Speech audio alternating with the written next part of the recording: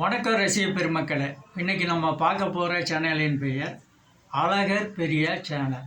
இவங்க சேனலில் என்னென்ன போட்டிருக்காங்க, எப்படியெல்லாம் யூடியூப்புக்கு பாட்டு செலெக்ஷன் பண்ணி அவங்க சேனலில் நடனம் ஆடியிருக்காங்க அப்படிங்கிற விஷயத்தை இன்றைக்கி விரிவாகவும் தெளிவாகவும் இன்றைக்கி நம்ம பார்க்க போகிறோம்.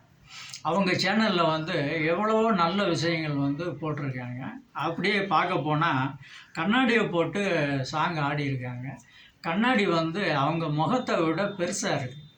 அது உங்களுக்கு வேணால் நல்லா இருக்கலாம், பார்க்குறவங்களுக்கு அது இவ்வளோ பெரிய கண்ணாடி போட்டிருக்காங்களே அப்படிங்கிற ஒரு விஷயம் தோணும்.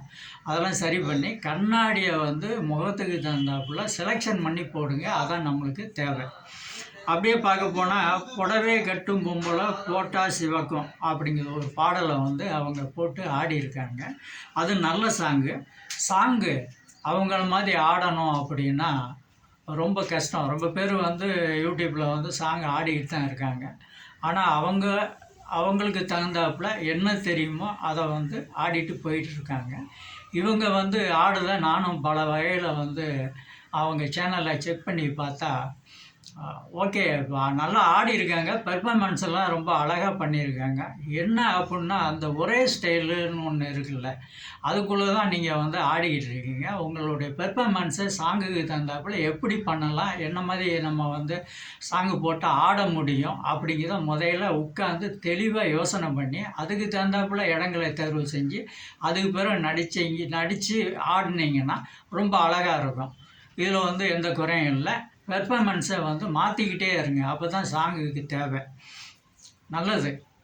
அது பிறகு பார்த்தா தங்கச்சங்கிலி மின்னும் பைங்கிலி தானே கொஞ்சியதும், இந்த சாங்கு நல்லா ஆடிருக்காங்க.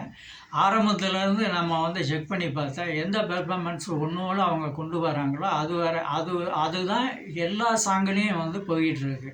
சிஸ்டர், உங்கள் பெர்ஃபார்மன்ஸை நீங்கள் மாற்றுங்க. நான் சொன்னால் ரொம்ப பேருக்கு அது தப்பாக தெரியும், உங்களுக்கே தப்பாக தெரியும்.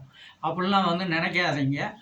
ஒருவன் ஒரு விஷயத்தை சொன்னால் அதில் பல காரணங்கள் இருக்கும், கேட்டிங்களா? அது நீங்கள் பார்க்குறீங்க, போடுறீங்க.